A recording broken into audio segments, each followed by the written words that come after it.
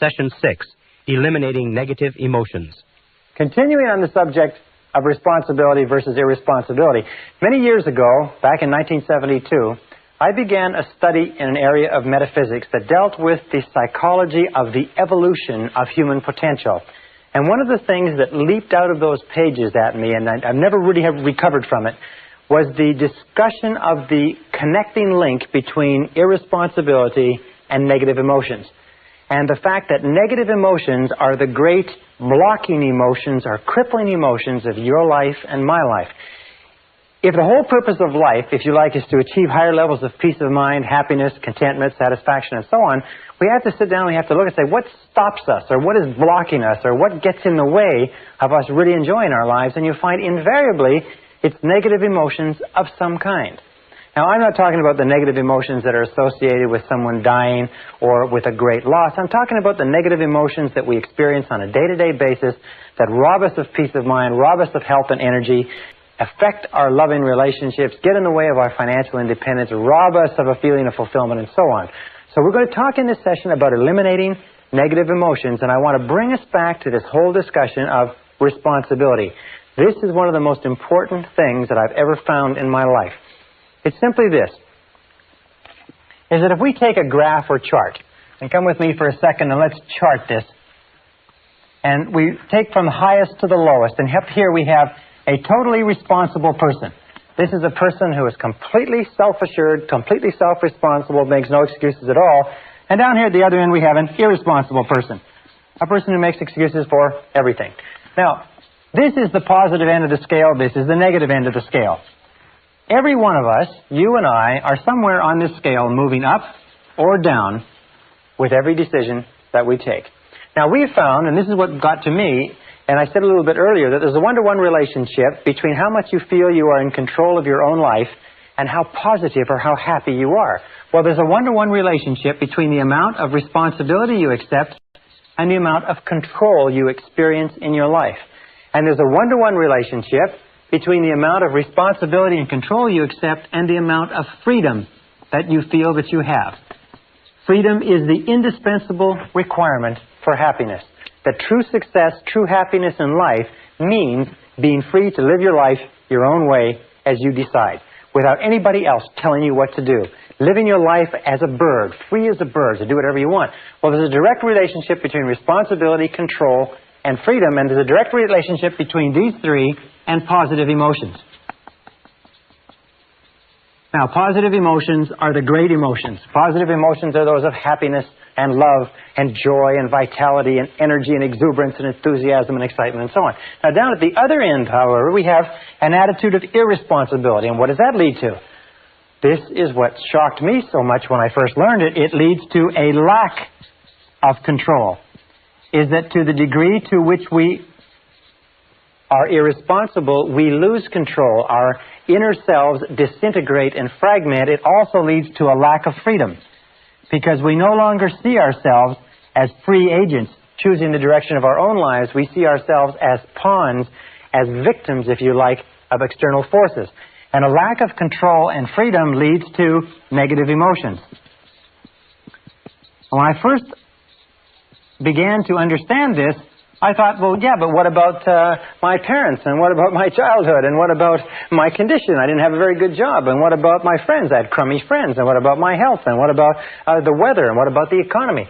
When I began to realize this, I began to realize that you can put all that aside. If your highest aim, your highest goal is positive emotions of happiness, joy, freedom, enthusiasm, and so on, then you have to stop making excuses. Now, Carl Menninger, the great psychoanalyst, said a very interesting thing some years ago. He said that physical ailments are all different, caused by different bacteria, different viruses, and so on. He said, but mental illness is the same illness, simply spread along a spectrum from the least to the worst. And Thomas Szasz, the psychiatrist, said in his book, The Myth of Mental Illness, that there is no such thing as mental illness. There are merely varying degrees of irresponsibility. So when we say that an irresponsible person is not only negative, we say an irresponsible person is also mentally ill. A totally responsible person is mentally healthy. How does this affect you? Well, I know you want to advance as much as you can in life, or you wouldn't be going through the efforts of taking a program like this. There is a direct relationship between the amount of responsibility you accept for the results of your organization and the amount of power, influence, position, prestige, and status you will have in your work now and in the future. At the top of the graph of responsibility, we have people who accept total responsibility, and power and opportunity gravitates toward them. Down at the other end, we have no power or powerlessness, until you reach the extreme example of a person who's totally irresponsible, completely out of control, who has to be constrained in a straitjacket and locked up in a padded room for their own safety and for the safety of others. Completely powerless, completely without control or freedom. Now, every time we make a decision to be self-responsible, we move up on this graph. Every time we make a decision to make excuses, we move down on this graph. So let's take it a little bit further, and let's talk about the relationship between negative emotions and irresponsibility so that you understand it perfectly clearly. And a perfect example is this. Imagine here is a tree. All right?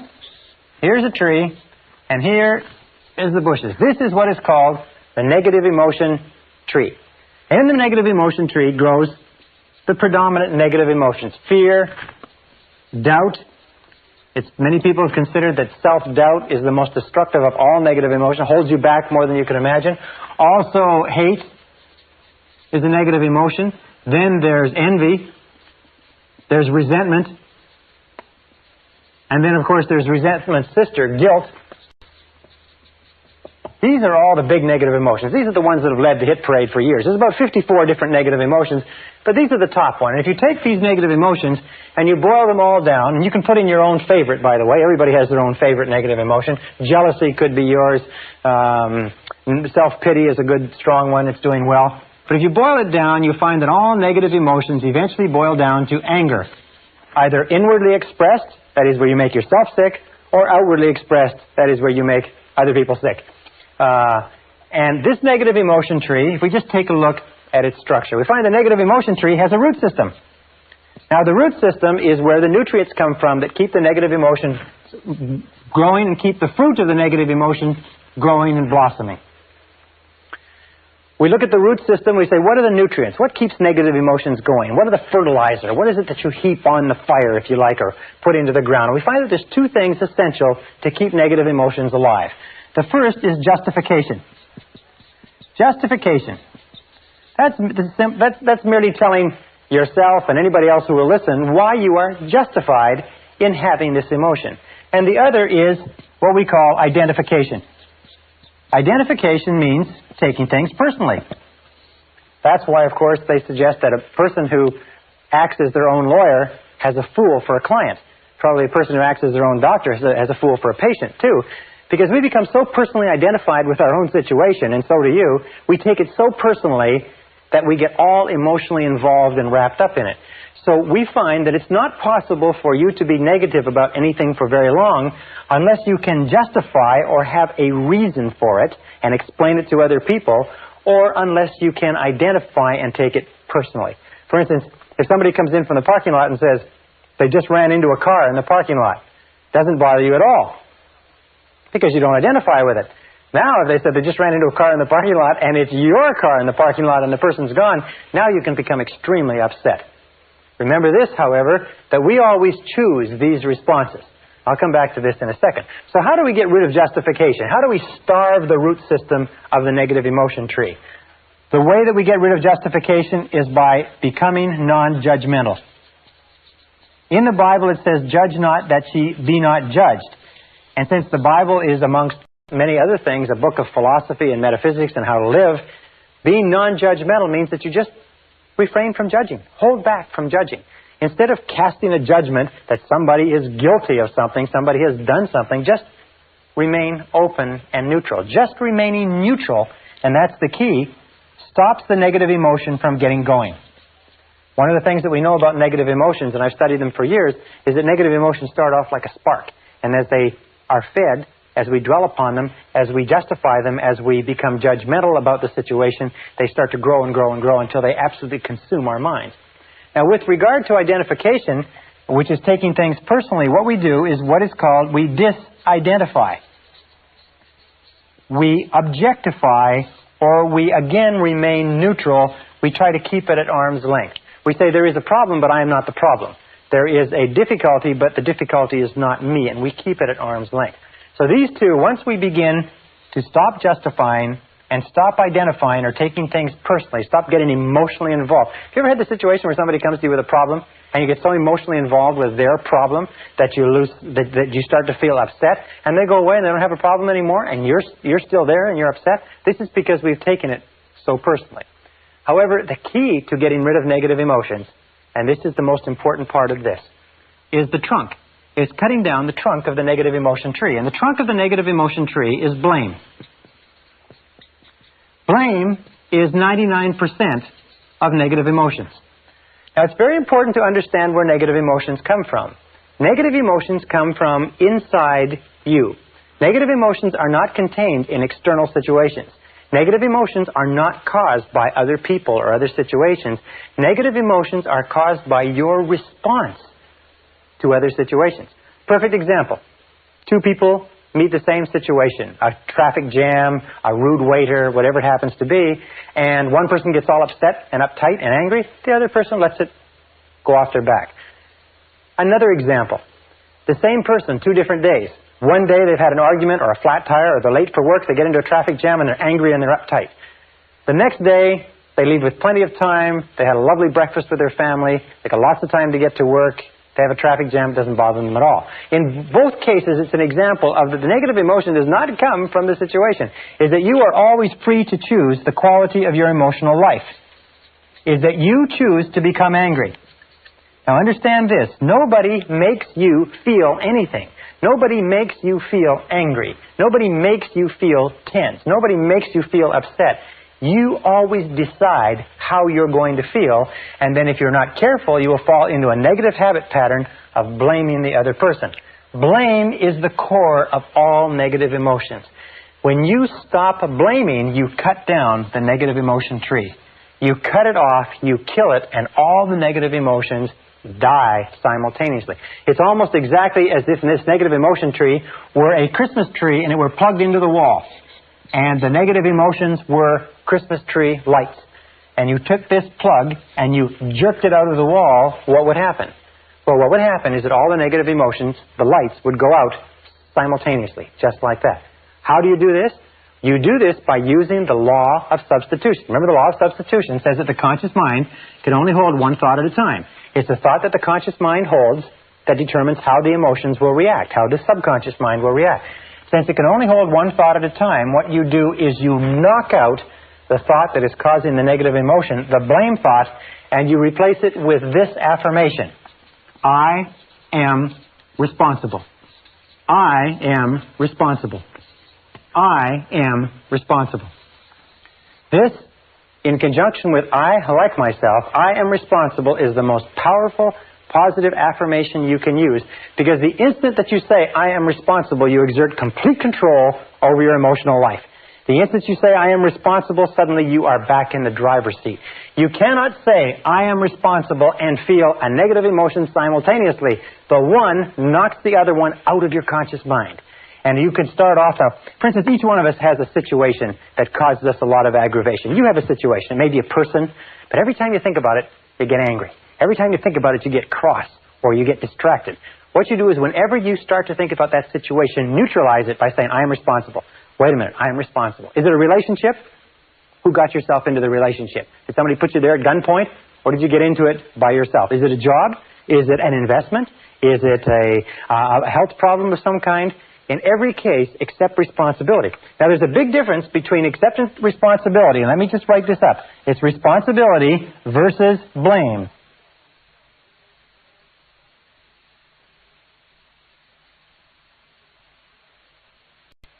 Responsibility versus blame. What is blame? Blame always looks backward toward the past. Blame looks toward the past, toward what cannot be done, toward what can't be changed. Responsibility always looks to the future. So people say, well, when you accept responsibility, isn't it the same as saying you're to blame? No. It's the same as saying that you are in charge of the quality of your thinking from this moment onward. So let us say that you come out to the parking lot and somebody's run into your car.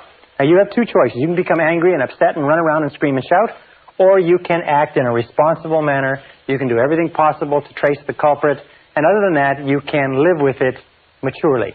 So responsibility always looks to the future. Responsibility always asks this question when faced with a problem. What can we do? Not who did it, but what can we do from here? Where do we go from here?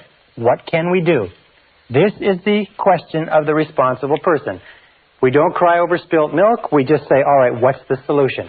And we get on with the game. The irresponsible person always says, who did it? And is obsessed with finding out who did it and then taking whatever blame there is and apportioning it so that everybody gets their fair share of the blame, which of course does nothing to resolve the difficulty. So the key to cutting down the negative emotion tree is using the axe and eliminating blaming. The day that you begin to eliminate blaming from your life is the day that your life starts to take off. Because the day that you start to eliminate blaming and negative emotions, suddenly most of the problems, most of the things that stand between you and the happiness you desire vanish. Why am I making such an emphasis on negative emotions? Well, let me make that clear for just a second. What I found, and this is what was staggering to me, because I've always been committed to realizing my potential as a human being, is that you cannot advance in life except to the degree to which you get rid of your negative emotions. You cannot make any progress. You cannot go any further than where you are right this minute except to the degree to which you leave your negative emotions behind. Now, by the way, with regard to the negative emotion that you have that's associated with another person or situation, it's difficult to accept responsibility. It's difficult to say, I am responsible initially, because you've been blaming that person for so long. So sometimes you have to say it with gritted teeth. You have to say, wait a minute, I am responsible. I am responsible. But the more you repeat this, I am responsible, I am responsible, I am responsible, it comes easier and easier. Eventually it gets to the point where as soon as you think of that person or situation, you can neutralize the thought by the law of substitution by saying, wait a minute, I am responsible. I am responsible. There's a beautiful line that you can use also in dealing with difficult people that goes back to self-esteem, and it also has to do with eliminating negative emotions, is say something like this: no matter what you say or do, I'm still a valuable and worthwhile person. Or, no matter what happens, I am still a valuable and worthwhile person. Or, no matter how this situation turns out, I am still a valuable and worthwhile person. The natural course of life is this. Here's the road of life. And when we're children, we start off with no negative emotions. All negative emotions, by the way, have to be taught to a child. They have to be taught, and the child has to learn them from their parents. Have you ever seen a negative baby? There's no such thing as a negative baby. Babies just laugh, and they're happy, and they cry when they have needs, but babies are not negative. But as we grow up, we watch the people around us, and we begin to develop our own negative emotions, which we carry in a sack on our back. As we become teenagers, this sack grows big enough to the point where we can even go to slumber parties, or we can get together with our buddies, and we can talk about how terrible our childhood has been, how rotten our parents are, how rotten our siblings, teachers, and everything else are. Now, when we become adults, what is the mark of adulthood in our society? The mark of adulthood is that you have a great gunny sack full of negative emotions because you have suffered. And what happens is you spend most of your time when you're with other people letting down your guards and telling them about how much you've suffered. What you do is you use exchanges of negative emotions as the basis for your relationships. You say, look, I'll show you my negative emotions if you'll show me yours. Remember, like we used to do as kids? And what you do is you get together like a couple of traders in an Arab bazaar, and you display your negative emotions. You say, oh, look at this rotten childhood I had, and look at this terrible relationship, and look at how crummy my boss is, and how rotten this is, and so on. And you exchange them back and forth. Now, what happens when you talk about and think about your negative emotions? Remember the law of concentration? Whatever you dwell upon grows. Whatever you dwell upon grows and gains strength and stays alive. Negative emotions, by the way, and this is another thing that I learned in the study, is negative emotions are very fragile and ephemeral things. Is that if you don't keep them alive through constant talking, through constant cultivation, you know what happens? They die on you. Yes, you see, negative emotions just die. It's like a fire. If it falls where there's nothing, or a spark, if it falls where there's nothing to burn, it goes out. Negative emotions, unless you talk about them and keep them going, unless you dwell on them all the time, they die on you. You ever had an experience where you're really worried about something, you're really upset about something, and it's preoccupying all of your time, and And then you get to work, or you get home, and you get so busy doing something else that for about 3 or 4 hours, you don't have time to think of anything else.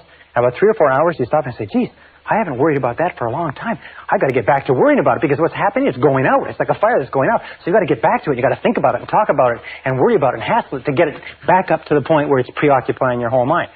How many times does that happen? Well, what the mature adult does is the mature adult leaves their negative emotions by the side of the road and gets on with the rest of their life. They get on with the rest of their life. They leave them there instead of dragging them along. They leave them like a big pile of garbage at a garbage strike. They just leave it there. And when people say, how are things going? You say, wonderful. You say, how's life? You say, terrific. You say, how's your relationships? Couldn't be better. How is your health? How are you feeling? I feel great. In other words, don't talk about negative things, because when you talk about negative things, you actually increase them and you draw more of them into your life. Look at the people that you know who have problems. You notice the people that you know who have problems all the time, never seem to solve their problems, are people who talk about their problems all the time. To him that hath shall more be given, from him who hath not, even that which he hath shall be taken away. Now, this is another critical point with regard to relationships.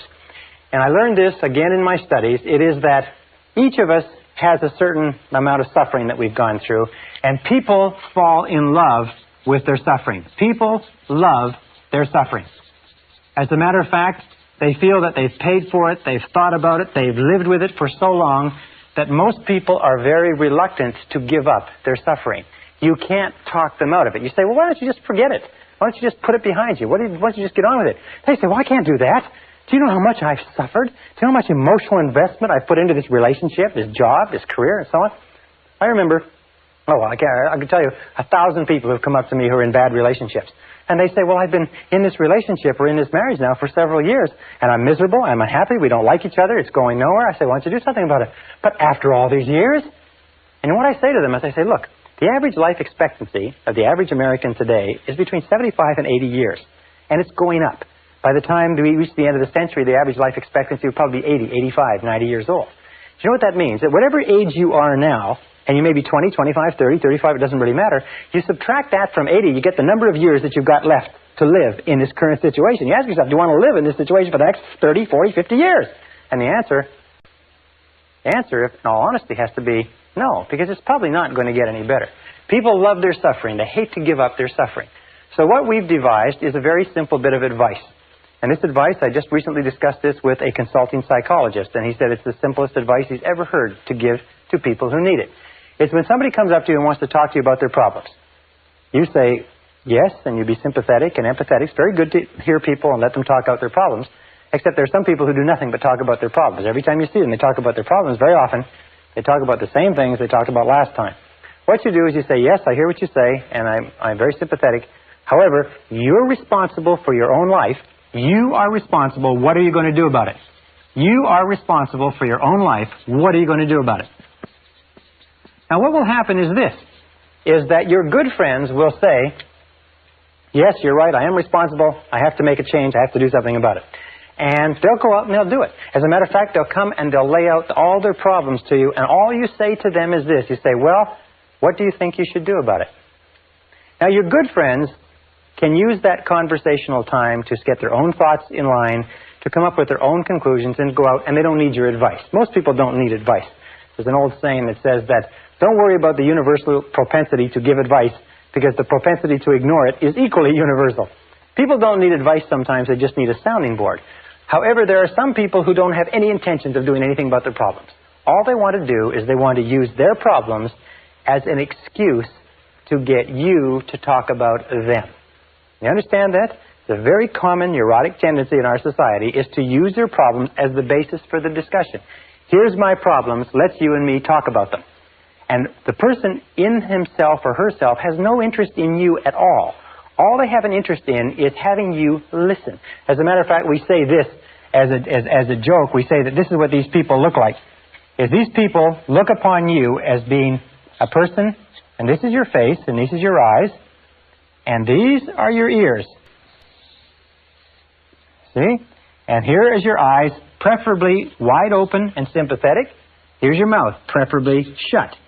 And here's your ears, preferably wide open. These people don't even look upon you as a person. They don't care about your problems at all. All they care about is you sitting there listening and nodding sympathetically and giving them advice which they have no intention whatever of following. When you run into people like this, it's a very simple way to test the friendship. Just start talking about yourself. Say, well, you know, I'm really glad you brought your problems to me because I've got some problems of my own, and I'd like to discuss my life with you. You will find these people will run for the door. They'll watch their watch. They've got an appointment. They'll take off so fast you can't imagine. All right, now one final point, and this is critical. It's absolutely critical to the whole subject. It's the wrap-up point, if you like. It's this, is that when we start talking about giving up negative emotions, almost everybody says, yes, I agree. What you say is true. It makes sense to me, Brian, and I am going to give up my negative emotions. I am going to accept responsibility. I am going to take charge of my life, and I'm not going to blame anybody else anymore, except for one. Everybody has one that they're not going to part with. Everybody has that favorite negative emotion that they've been paying for and holding on to for years. Now, let me tell you why it's so important that you give it up. Here's a car. Imagine it's a beautiful Mercedes automobile. Brand new from the factory, absolutely spitting 560 SEL, $55,000, beautiful vehicle, tested in every aspect, absolutely perfect. It's given to you without a flaw, except for one. This is the front of the automobile, and there's one small problem, is that for some mechanical reason, this brake is locked on. Now you get into this beautiful Mercedes, just as you are, beautiful mind, beautiful body, beautiful potential, incredible capability.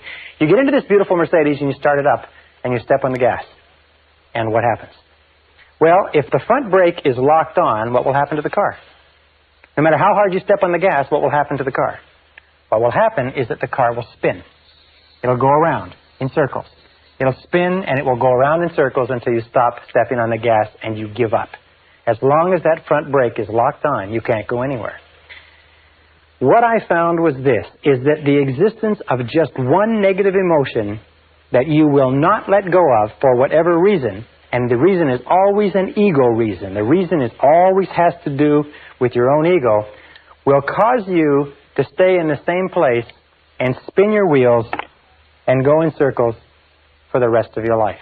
That you all know people who are talented, who have opportunities, good educations, and so on and so forth, and their life just goes around in circles. They just seem to be spinning. They've got everything going for them, and they just continually have problems. Why is it? Almost invariably, and this is what all psychoanalysis does, all psychotherapy, is they've got one negative emotion locked on, and the negative emotion they have locked on is blame. There is somebody that they are still blaming for something. There's somebody that they are not going to let off the hook because that son of a gun did something to them. You know what I'm talking about? You know what I'm talking about, because we're all in the same boat. We're all human beings. The reason this makes sense to you and I is because we do have a tendency to fall in love with our suffering. We do have a tendency to gunny sack and to think that part of our humanity is all these negative emotions. We do have a tendency to see that other people are responsible. Other people have hurt us. They did cost us money. They did hurt us in a relationship. But the key to peak performance, the key to happiness, the key to success is to use the law of substitution and knock those negative emotions out of the box. By the very first time you think of anything that causes you any stress, you say, I am responsible. Wait a minute, I am responsible. I am responsible. I am responsible. I like myself and I am responsible. I like myself and I am responsible. And nothing outside of me is going to disrupt my peace of mind. I am in charge of my emotional life. I am responsible. You are responsible.